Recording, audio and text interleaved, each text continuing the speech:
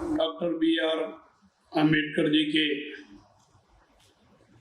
66वें महापरिनिर्वाण दिवस के अवसर पर बेंगलोर विश्वविद्यालय में बाबा साहब की प्रतिमा के अनावरण समारोह में उपस्थित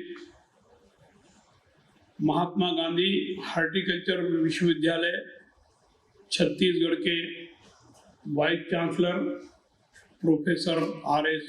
कुरेल जी, बेंगलोर विश्वविद्यालय के vice chancellor professor Subramanya ji, doctor B.R. Ambedkar अध्ययन केंद्र के निदेशक प्रोफेसर विश्वनाथ जी, बेंगलोर विश्वविद्यालय के registrar doctor Kishore Kumar CK जी, सिंडिकेट एवं अकादमिक परिषद के सम्माननीय सदस्यगण, विश्वविद्यालय परिवार के समस्त छात्रगण और परिवारजन, सम्माननीय अतिथिगण, विश्वविद्यालय से संबंधित अन्य सभी महानुभाव, नमस्कार। तमेलरिगू हार्दिक अभिनंदनेಗಳು।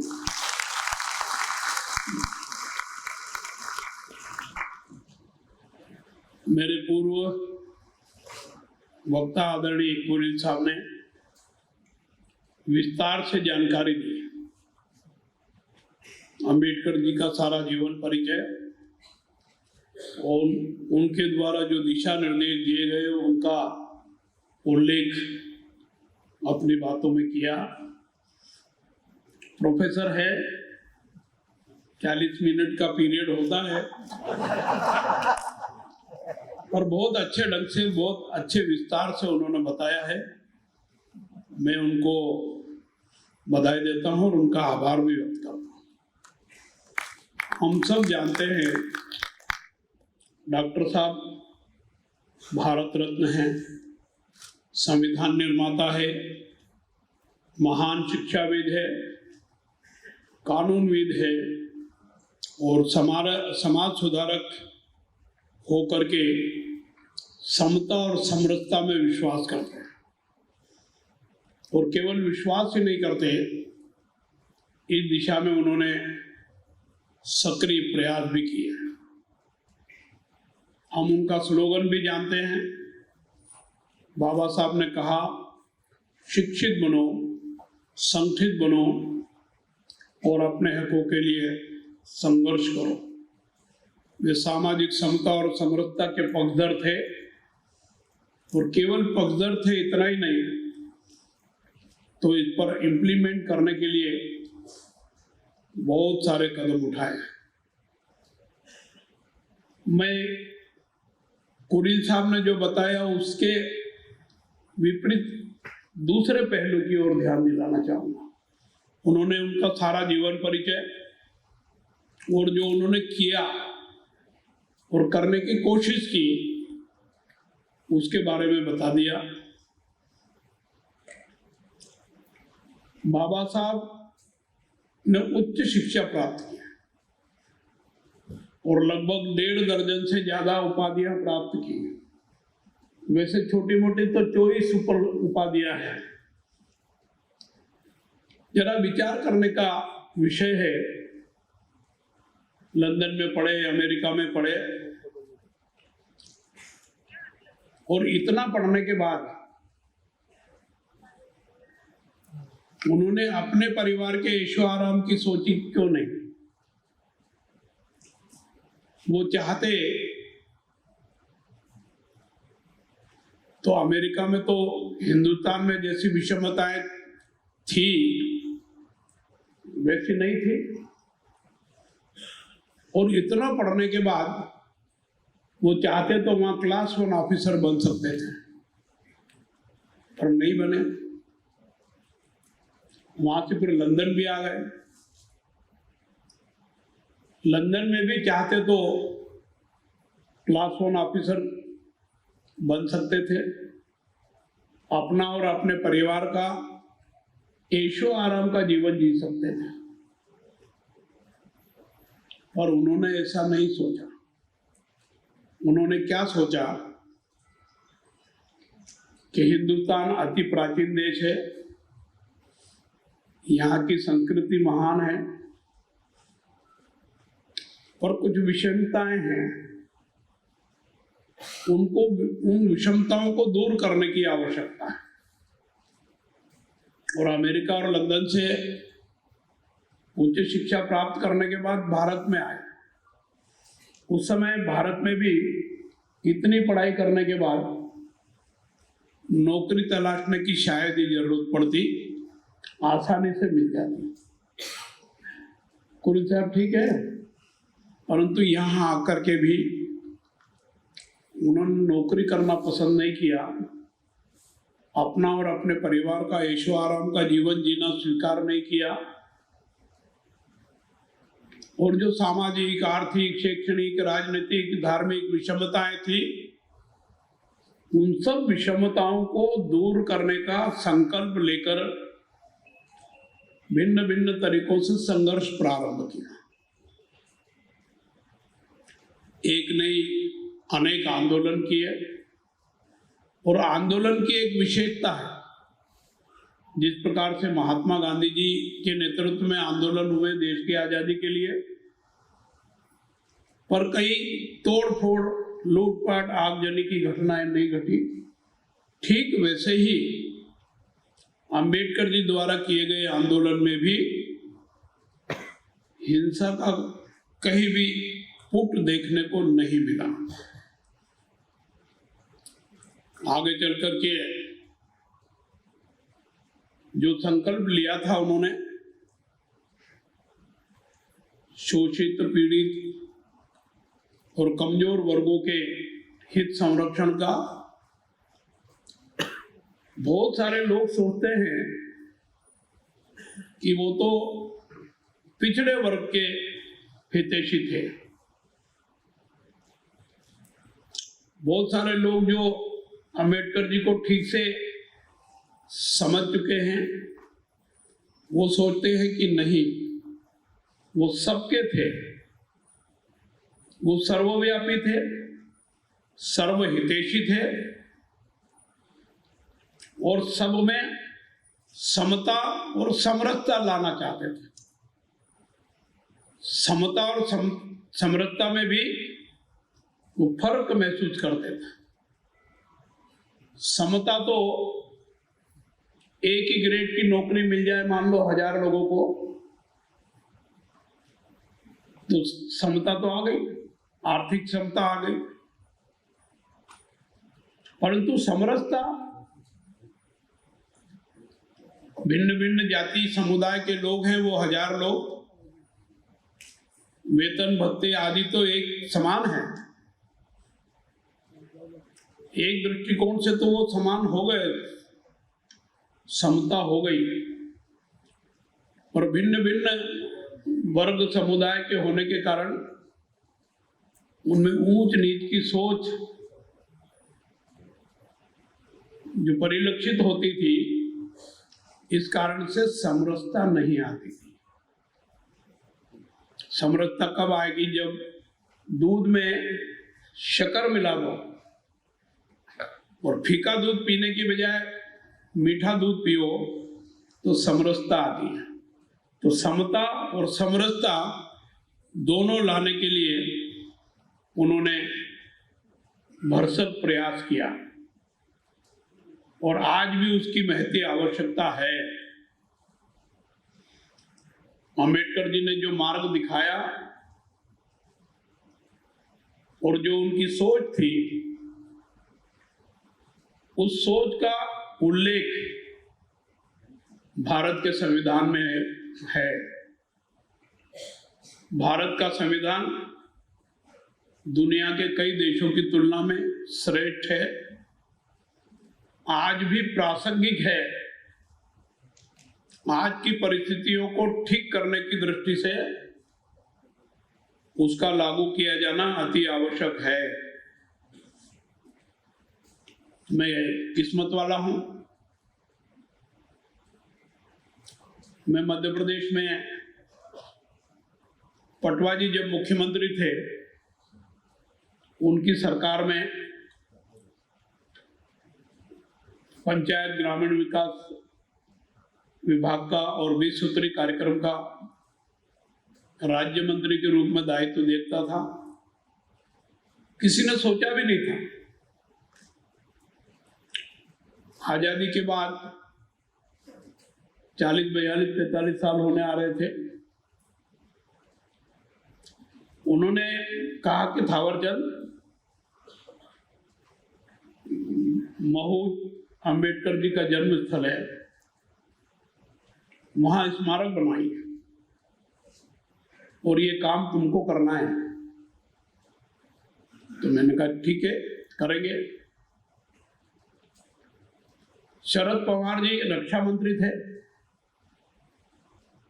और जैसा कुरिल साहब ने बताया कि भीमराव जी अंबेडकर साहब के पिताजी सेना में थे और सेना के एक क्वार्टर में रहते थे। वो जगह छोटी थी। पटवा जी ने शरद पवार जी से बात की, पत्र लिखा और मुझे भेजा दिल्ली, वो जमीन अलॉट कराने का। तो उन्होंने उस मकान के आसपास की थोड़ी बहुत जगह दी और फिर स्मारक बनाने का काम शुरू हुआ। वहां 2 समितियां थी। एक के अध्यक्ष शील भंते जी थे, बुद्धिस्ट, और एक समिति के अध्यक्ष थे अर्जुन धारो, जो विधायक रहे थे। दोनों से जाकर बात की, दोनों समिति वालों से, तो बोले हाँ बहुत अच्छा है, बनाना चाहिए, पर बनाने का काम हम करेंगे, पैसा हमको दे। समस्या का समाधान करने का प्रयास किया, दोनों समितियां नहीं माने। मैंने मुख्यमंत्री जी को बताया जाकर के कि साहब ये स्थिति है। तो पटवा जी तो बहुत होशियार थे, उन्होंने कलेक्टर की अध्यक्षता में एक कमेटी बना दी और उन दोनों को उनका सदस्य बना दिया और प्रारंभ में 10 लाख रुपए सैंक्शन कर दिए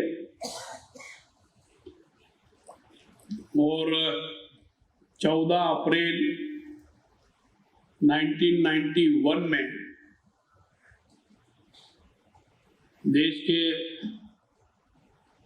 सर्वमान्य नेता अटल बिहारी वाजपेयी जी के हाथों से उसका भूमि पूजन हुआ।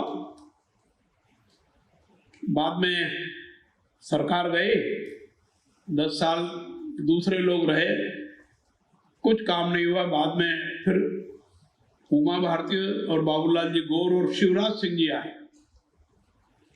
उन्होंने लगभग 14 करोड़ रुपए खर्च करके वो भव्य स्मारक बनाया है। मैं आपसे आग्रह करता हूं कि आप इंदौर जाएं या उज्जैन जाएं महाकाल के दर्शन करने के लिए। तो इंदौर से पास में ही महू है, वहां वो स्मारक है, भव्य स्मारक है। 14 अप्रैल जयंती पर देश भर के लोग आते हैं और बड़ी संख्या में सारी व्यवस्था मध्य प्रदेश सरकार करती है। कुरिल साहब को इस बात की भी जानकारी है कि उस महू का सरकारी रिकॉर्ड में और रेलवे के रिकॉर्ड में अंबेडकर नगर नाम रख दिया गया। ये बात इसलिए बता रहा हूं कि अंबेडकर जी के त्याग, तपस्या और उनकी योग्यता को सम्मान जितना मिलना चाहिए वो किसने दिया, इसका उदाहरण मैं प्रस्तुत कर रहा हूं। पहला उदाहरण, बाद में देश के यशस्वी प्रधानमंत्री नरेंद्र मोदी जी प्रधानमंत्री बने और मुझे सामाजिक न्याय और अधिकारिता मंत्रालय का दायित्व दिया। ये सोच सामने आई कि अंबेडकर जी को समझने की आवश्यकता है। अंबेडकर जी किसी वर्ग विशेष के नहीं हैं। देश हित के लिए सर्वस्व न्यौछावर करने के लिए तत्पर रहे, समाज हित के लिए और जनहित के लिए सर्वस्व न्यौछावर करने का प्रयास उन्होंने निरंतर किया। तो ये सोचना कि ये इनके हैं, ये इनके हैं, ये ठीक नहीं है। वो देश के हैं, देश को सर्वोपरि मानते हैं और जनहित सबको समान रूप से मिले, इस प्रकार की कोशिश करने का काम करने का निर्णय लिया। और जिस अंबेडकर इंटरनेशनल सेंटर की बात कर रहे हैं, वो इसी उद्देश्य से बनाया। 225 करोड़ की लागत से वो बना है। आप दिल्ली जाएं तो ली मेरिडियन होटल है, उसके बगल में 15 जनपद है। पहले अंबेडकर फाउंडेशन का छोटा सा कार्यालय था, उसको भव्य स्मारक बनाया और बहुत बड़ी लाइब्रेरी की व्यवस्था हुई और देश विदेश के राजनीतिक परिदृश्य के बारे में और महापुरुषों की सोच के बारे में और विशेषकर अंबेडकर जी की सोच को सही ढंग से समझकर उसका अनुपालन करे, इस दृष्टिकोण से उसका निर्माण किया है। हजारों बच्चे वहां आते हैं, अध्ययन करते हैं। अंबेडकर जी की 4 साल पहले 125वीं जयंती थी, साल भर तक मनाया। देश के कोने कोने में भिन्न भिन्न प्रकार के कार्यक्रम आयोजित किए। 100 स्टूडेंट्स को जहां वो पढ़ने गए थे, लंदन में और अमेरिका में, उन विश्वविद्यालयों में अध्ययन करने के लिए भेजा। वहां के उस समय के जो उनके साथ पढ़े हुए लोग थे, उनसे उनका मिलना जुलना, विचारों का आदान प्रदान हुआ, बहुत प्रभावित हुए और वो 100 बच्चे वहां अध्ययन करके आए। 125 रुपए का, 125वीं जयंती थी, चांदी का सिक्का जारी किया। ये उनके महत्व को समझकर उनको सम्मान देने की दृष्टि से किया। अभी जिन 5 स्थानों का उल्लेख कुरिल साहब ने किया, हमने उनको 5 स्थानों को पंच तीर्थ के रूप में मान्यता दी है। सरकारी रिकॉर्ड में इन 5 स्थानों को पंच तीर्थ के रूप में माना है। पहला जन्मभूमि, दूसरा शिक्षा भूमि, तीसरा दीक्षा भूमि और चौथा जो महापरिनिर्वाण दिवस 26 अलीपुर रोड। मैं आग्रह करूंगा कि जब दिल्ली जाए तो 15 जनपद भी देखें, इंटरनेशनल सेंटर, और 26 अलीपुर रोड जरूर देखें। जन्म से लेकर के मृत्यु पर्यंत सारा परिदृश्य उसमें दिखाया गया है। और जब उन्होंने बुद्ध धर्म स्वीकार किया था, उस समय का परिदृश्य आप देखोगे तो ऐसा लगेगा कि हूबहू वैसा ही बनाया है और बड़ा आकर्षक है वो देखने लायक। अंबेडकर जी का एक स्टेचू बनाया, आप देखते देखते उसके सामने जाके खड़े हो जाओ तो वो भाषण देना चालू करते हैं। जो पहले कोई भाषण दिया था उन्होंने, वो भाषण देते हैं और आप जैसे ही हटते हो वो भाषण बंद होता है। इस प्रकार का ये सब हमने किया है। दीक्षा भूमि, जहां उन्होंने बुद्ध धर्म स्वीकार किया था, नागपुर में, उसके स्थापना के समय भी सहयोग किया और बाद में मैंने सामाजिक न्याय और अधिकारिता मंत्रालय का दायित्व निभाते हुए वहां कुछ कामकाज करने की दृष्टि से 9.5 करोड़ रुपए मेरे मंत्रालय से स्वीकृत किए थे। जहां उनकी मृत्यु हुई थी, मैंने बताया कि 26 अलीपुर रोड का 100 करोड़ की लागत से वहां भव्य स्मारक बना है। और विशेष बात यह है कि भूमि पूजन भी देश के प्रधानमंत्री नरेंद्र मोदी जी ने किया और रिकॉर्ड टाइम में जिसकी टाइम लिमिट जितनी थी उससे पहले पूरा किया। निश्चित रूप से वो देखने लायक है। लंदन में जो शिक्षा प्राप्त की थी और जिस किराए के कमरे में वो रहते थे वो निजी संपत्ति थी, उसको सरकार ने लिया और उसको भी राष्ट्रीय स्मारक के रूप में घोषित किया। अंतिम संस्कार उनका मुंबई में हुआ था। चैत्य भूमि में जहां उनका अंतिम संस्कार हुआ, छोटा सा परिसर था। फडणवीस जी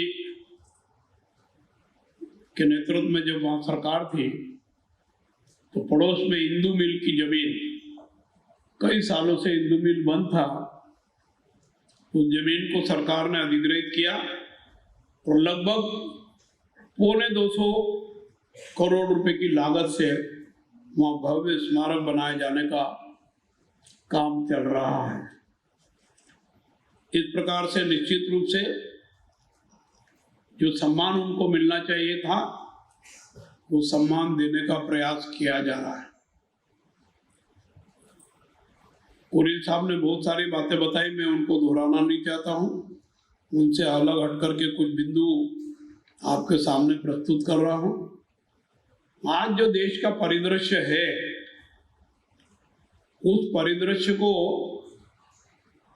जो आवश्यक हमको लगता है उनको समाधान करने की दृष्टि से भारत के संविधान में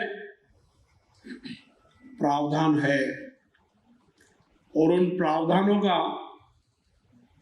लाभ लेकर के हमको उस दिशा में अग्रसर होकर के पूर्ण करने का प्रयास करना चाहिए। निश्चित रूप से Ambedkar ji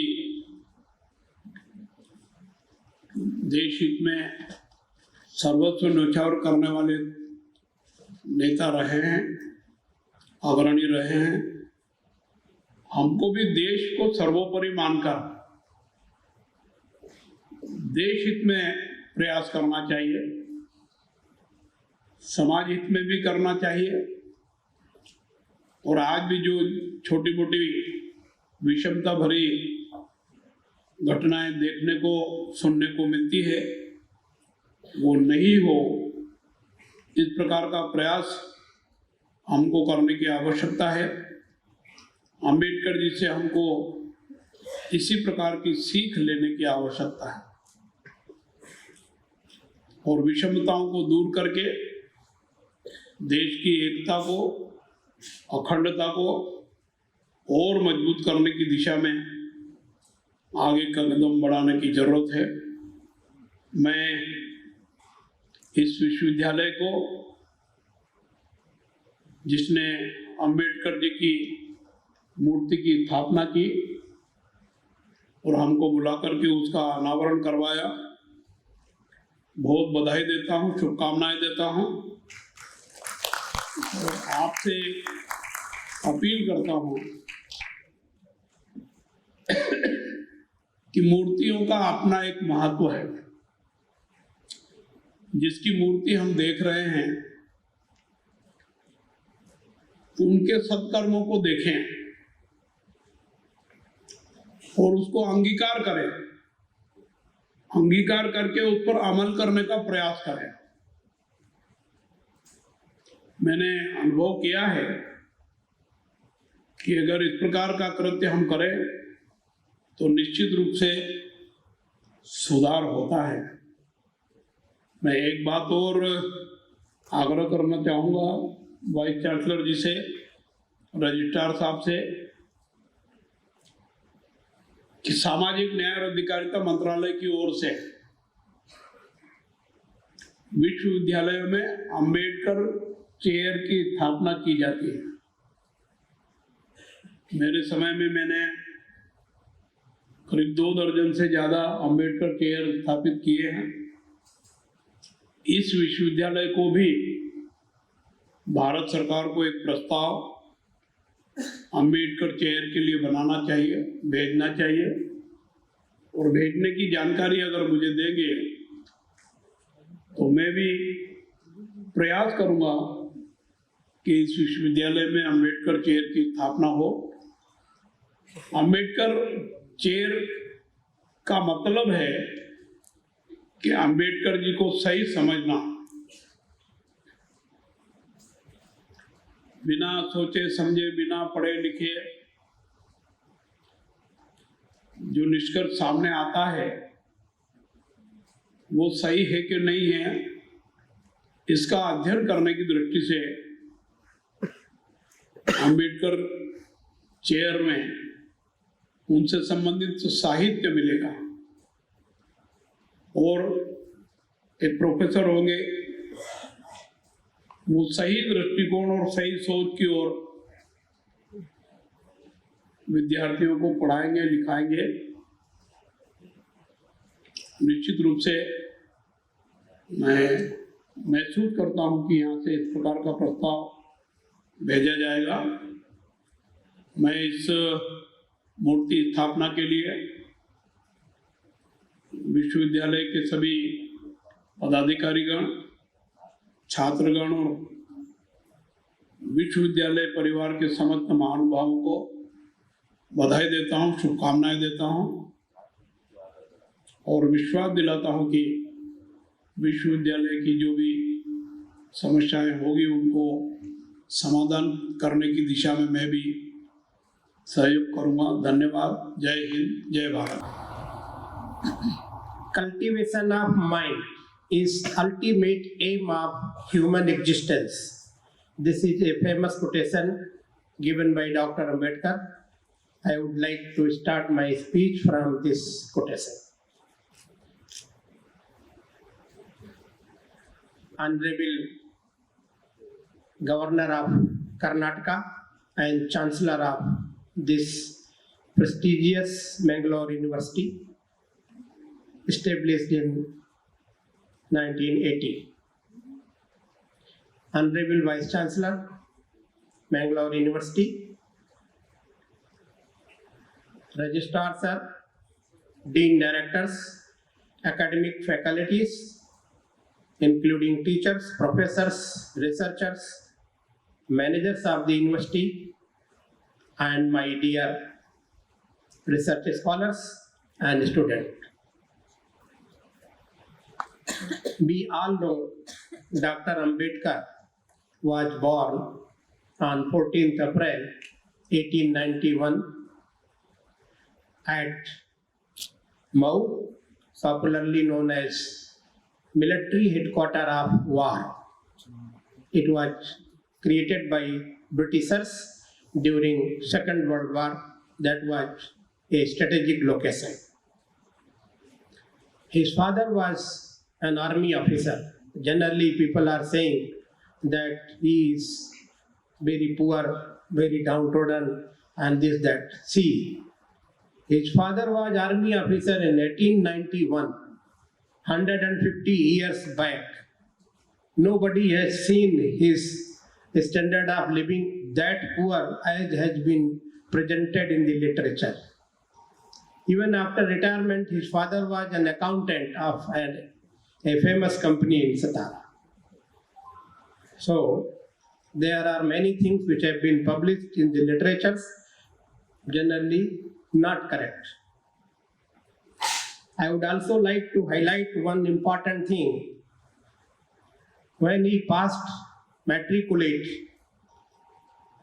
in 1908, his father organized a function in Bombay. Remember how many fathers organizing that kind of functions, that too in Bombay. His father organized a function he considered to be the first Dalit matriculate of India. In that function, Arjun Ji, Krishna Ji Arjun Keluskar, he presented a book, Buddha Charit, a biography of Lord Buddha. He was a Brahmin, Keluskar. Of course, the book was written by him only. He presented that book, and that book became a milestone of Baba Sahib Ambedkar to become a Buddhist. That led in 14th October 1956, he has adopted the Buddhist ideology, thoughts and philosophy along with more than 5 lakh people at that time in 14th October 1956. If we compare the population at that time, we were 50 crores. Had it been today, it would have been in crores. I would also like to mention that though we all are followers of Dr. Ambedkar, however, he has written number of material books he could not publish during his time. Of course, he has published some of the books which he might be thinking at that time need to be presented immediately. So he has written and published some books. But one among his followers, sitting before us, Dr. Thawarchand Gehlot, I have not seen his, people have not written he as doctor. He is a Dalit, awarded by Dr. B.R. Ambedkar University in 2016 in a very, very grand show. So I would like to request upon the academicians, since he has been honored with the doctor, always mention the doctor. It's an honor for all of us also. He managed to publish the speeches and writings of Baba Sahib as a cabinet minister around 7 years, from 2014 to July 2021, and up till now 40 volumes of Baba Sahib have been published. See the personality, the things he was not able to publish at that time, he was writing, handwriting, and keeping in different boxes. I don't remember how many boxes he was found at 26 Alipur Road. So he written number of things, and up till now 40 volumes have been published and in different languages. These books you can download in your even mobile, it's available. I would like to share among various thinkers, followers, that's our Dr. Thawarchand Gehlot, Honorable Governor of Karnataka, has done in the honor of Baba Sahib. He has established one Dr. Ambedkar International Center in a very record time, as envisioned by Honorable Prime Minister of India. It was Bhumi Pujan was made by Honorable Prime Minister of India, and it was inaugurated within a period, within a limited period, as was given by Honorable Prime Minister. Probably 2 years was given, and he completed in 1.5 years, if I am correct, before time period. So it was a very excellent, marvelous job, and that center is an excellent center adjoining to Parliament of India. It's a very, very significant place there. And another center, Dr. Ambedkar National Memorial, was constructed under his leadership within a record period, where Dr. Ambedkar at 26 Alipur Road, New Delhi, where Dr. Ambedkar took last breath on 6th December 1956. That was the unfortunate date when Dr. Ambedkar. So he has done many things. Not only that, during his period as a cabinet minister, Ministry of Social Justice and Empowerment, he established Janmabhoomi At Mahu, Dr. Ambedkar was, the memorial is there, has taken the education at 10 Henry Road, London. That memorial was developed, that has been called Shiksha Bhumi. Third one is where Dr. Ambedkar has made significant contribution for the nation building, that has been called Karma Bhumi, developed as a Diksha Bhumi. And then where the place where Dr. Ambedkar died, that 26 Alipur Road, that has been promoted as a national museum called Parinirmar Bhumi. And the place where Dr. Ambedkar was cremated in Mumbai near Hindu Mills, that has been called as a Chaitya Bhumi, the memorial of Baba Sahib Ambedkar at Dadar in Mumbai, the place where he was cremated. So that area, all these 6 were developed as a corridor for the followers of Baba Sahib to visit from one place to another place and see the contribution of Baba Sahib and pay homage to him.